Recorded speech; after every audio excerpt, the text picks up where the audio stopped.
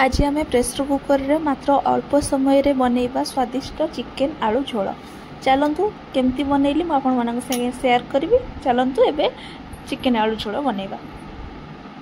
मु आज चिकेन आलू झोल करी जेहेतु एठी हाफ केजी चिकेन नहीं जाइछि आउ किछिटा कटा आलू अदा रसुण पेस्ट एठी हल्दी गुंड लूण आउ कटा दीटा बड़ बड़ कटा पियाज आउ एठी मसला गुंड रखी लंका गुंड जीरा गुंड धनिया गुंड चिकेन मसला गरम मसला आउ एठी किछिटा गोटा मसला अच्छी तेजपत्र अच्छी एठी रिफाइन तेल मु नेइछि आपण चाहिए सोरिष तेल भी यूज करि परिबे।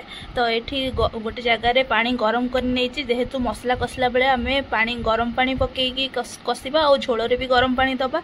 तो मु आज जेहेतु प्रेसर कुकर रे रोसई करिवि तो एठी प्रेसर कुकर आउ खरिका भी रेडी कर देछि। तो चलंतु एबे आमे रोसई स्टार्ट करिवा।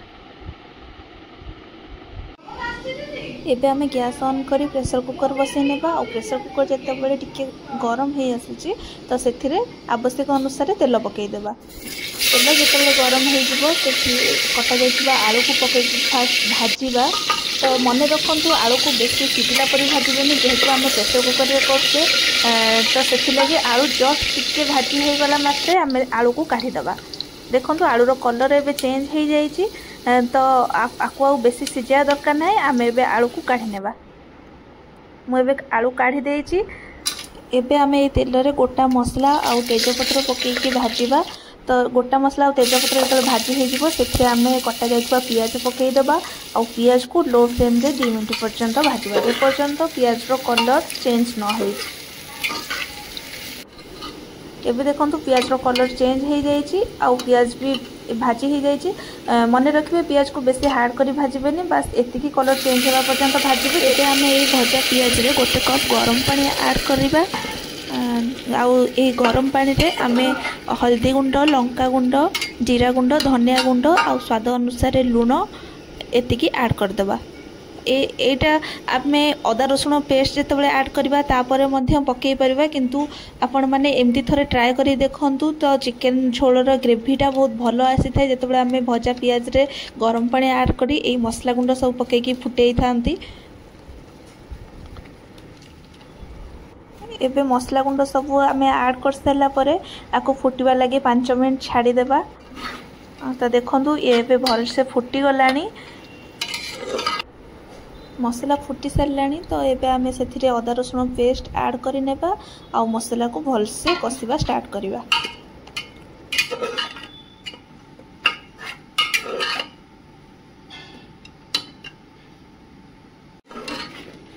एबे मसला फुटी आसिलानी मसला तळे न लागि जिबा लागि मसला को प्रति 2 मिनिट रे थरे लेखा एमती गोळौथिबे।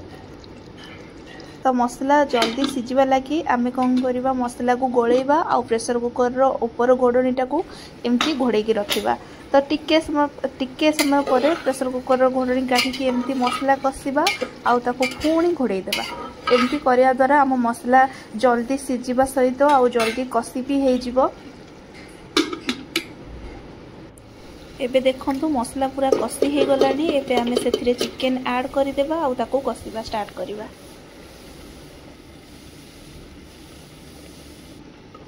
एबे आमे मसला रे भल से चिकेन को गोले देबा। देखंतु एबे मसला रे भल से चिकेन गोले ही जाइछि आउ ताको सिझिबा लागि एमती ऊपर ढांकुणी देकी किछ समय रखिबे आउ प्रति 2 मिनिट रे थरे लेखा काढी करी ताको गोलेइबे। चिकेन रू बहुत पानी भारी आसलानी तो पानी मरिबा पर्यंत एमती ढांकुणी घोड़ौथिबे आउ काढ़िकी गोळौथिबे। तो पानी टिके मरी आसले सेथिरे चिकेन मसला गुंड ऐड करि देबा आउ ताको फुटिबा पई किछि समय छाडी देबा।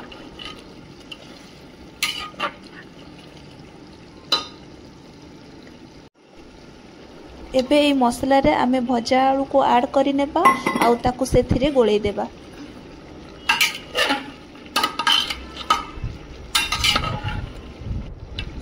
एबे हमर मसला कसी ही गलानी आउ चिकेन भी अधा प्राय सिझी गलानी।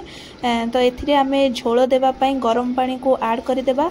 आपण माने निज हिसाब रे जतिकी भी झोल चाहिबे सेही अनुसार पानी ऐड करिवे किंतु मने रखिबे बेसी पानी ऐड करिवे नै पानी चिया लागि पारे ग्रेवीटा भलो न रही पारे। तो पानी टिके ऐड कर सला परे पानी जतबे फुटी आसीबो सेथिरे आमे गरम मसला गुंड ऐड कर देबा। एबे ताकू टिके गोळेई देबा आ सीटी देबा पई प्रेशर कुकर ऊपर कवर को बंद करी बसई देबा। जेहेतु चिकेनटा जल्दी सीझी जाए से लगी आम गैस रो फ्लेम को हाई रखिबा आ ताकू गोटे सीटी देबा लगी छाड़ी देबा।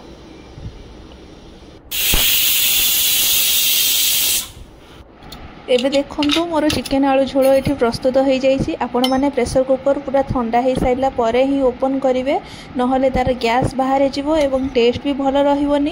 एबे देखंतु मोर चिकेन आउ आलू भलसे सीझी जाइए आ पूरा गोटा गोटा भी अच्छी आ तार ग्रेवी भी पूरा भल अच्छी। आपण मैंने जितेबाला चिकेन कषुंट कषिला बेले देखिए चिकेन जदि टिके अधिका सीझी जाइथिबो ताहले आपण प्रेशर कुकर रे गोटे सीटी देबे नहले अल्प सीझी ताकू 2टा सीटी देइकिरी तापरे ओपन करेंगे। एबे आपण मैंने एही रेसिपी को घरे बनातु एवं केमती लागिला कमेंट माध्यम रे निश्चय जणातु। Thanks for watching.